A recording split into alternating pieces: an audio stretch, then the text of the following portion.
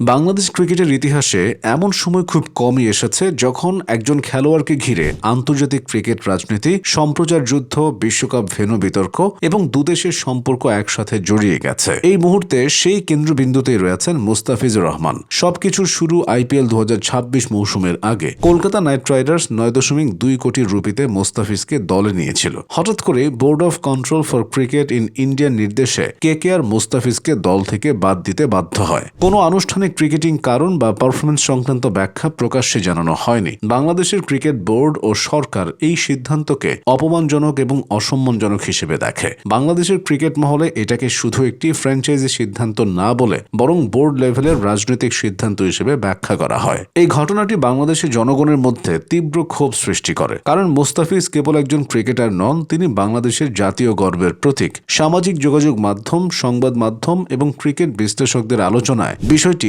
দ্রুতই জাতীয় ইস্যুতে পরিণত হয়। এরপর সবচেয়ে বড় মোড় নেয় বাংলাদেশ সরকারের সিদ্ধান্তে। বাংলাদেশ সরকার ঘোষণা করে যে এই পরিস্থিতিতে দেশের জনগণের অনুভূতি ও জাতীয় মর্যাদার প্রশ্নে আইপিএল সম্প্রচার বাংলাদেশে স্থগিত করা হবে। বাংলাদেশের টেলিভিশন নেটওয়ার্কগুলোতে আইপিএল দেখা বন্ধ হয়ে যায়। এই সিদ্ধান্ত দক্ষিণ এশীয় ক্রিকেটে নজিরবিহীন ঘটনা হয়ে দাঁড়ায়। কিন্তু নাটক এখানেই থামে না। বাংলাদেশ ক্রিকেট বোর্ড এরপর আন্তর্জাতিক ক্রিকেট কাউন্সিল তথা আইসিসিকে একটি আনুষ্ঠানিক চিঠি পাঠায়। সেই চিঠিতে বলা হয়, বর্তমান পরিস্থিতিতে বাংলাদেশ দল 2026 সালের টি-20 বিশ্বকাপের ম্যাচ ভারতে খেলতে নিরাপদ বোধ করছে না। তারা অনুরোধ করে যে বাংলাদেশের ম্যাচগুলো ভারত থেকে অন্য কোনো দেশে, বিশেষ করে শ্রীলঙ্কায় স্থানান্তর করা হোক। এই সিদ্ধান্তে ক্রিকেট বিশ্বে বিস্ময় সৃষ্টি হয়, কারণ বিশ্বকাপের আয়োজক কাঠামো অনেক আগেই নির্ধারিত ছিল এবং ভারতের ভূমিকা ছিল কেন্দ্রীয়। কিন্তু বাংলাদেশ বোর্ড সরাসরি জানায়, যদি একজন বাংলাদেশি ক্রিকেটারকে আন্তর্জাতিক লিগে এমনভাবে বাদ দেওয়া হয় তবে পুরো দল ভারতে গিয়ে কিভাবে নিরাপদ অনুভব করবে।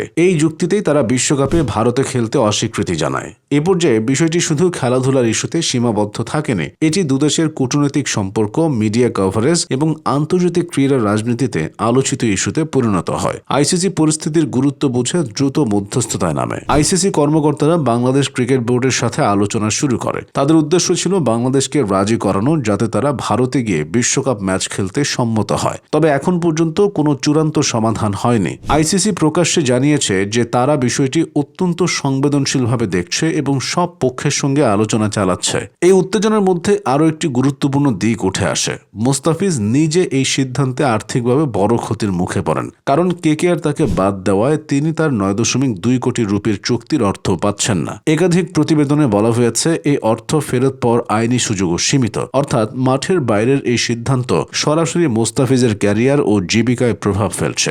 বাংলাদেশের সাবেক ক্রিকেটার, ক্রীড়া বিশ্লেষক ও রাজনৈতিক নেতারা প্রকাশ্যে বলেন, এটি কেবল মুস্তাফিজের ব্যাপার নয়, এটি বাংলাদেশের ক্রিকেটের সম্মানের প্রশ্ন।